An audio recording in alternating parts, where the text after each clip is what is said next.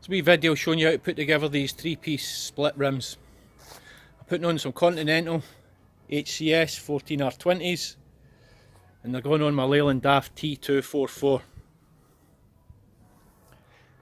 Here's all your components. O-ring, split ring, retaining ring, little lock nut. Tools required: one rubber mallet, one pair of feet. Now, I've had garages quote me £90 a wheel to put these together. It's a joke. When you see how easy this is, you'll understand how I was not a happy bunny. So anyway, let's crack on to it. This is the way I do it. Might be some other way to do it, but this works.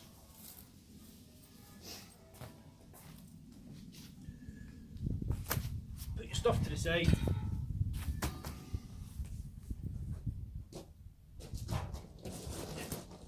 These are heavy units.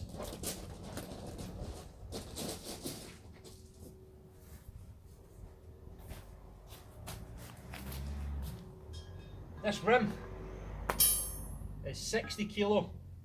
The tyre is 110. So make sure you've had your Weetabix. Get it into position. Drop it on roughly. A little bit of a jiggle. Tyres on. Grab your O-ring. Put that on. Make sure the flat is to the top.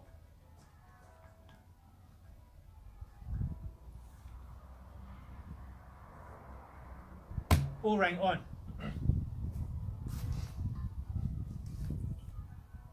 Retaining ring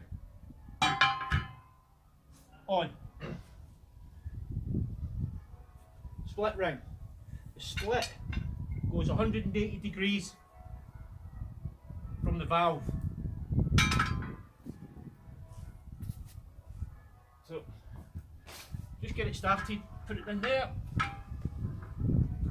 stand on it,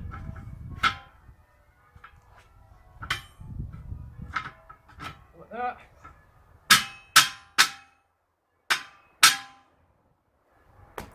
That's it.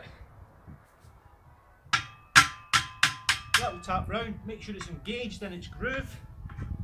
See, once it's in, it moves quite freely. It's stuck solid.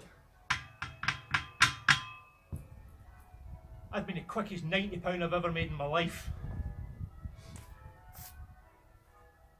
Now, all I do now is just take this to my mate. He's got a tyre garage. He's a bit camera shy, so he's not too into me filming and putting them in.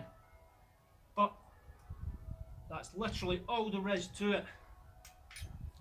Take the cap off, put your inflator on, blow the thing up. It will have to have a pretty decent amount of PSI behind it.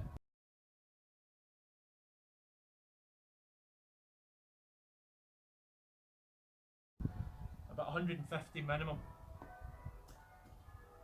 Blow it up, job done. There you go. One Jamak 10V20 Continental HCS, all put together.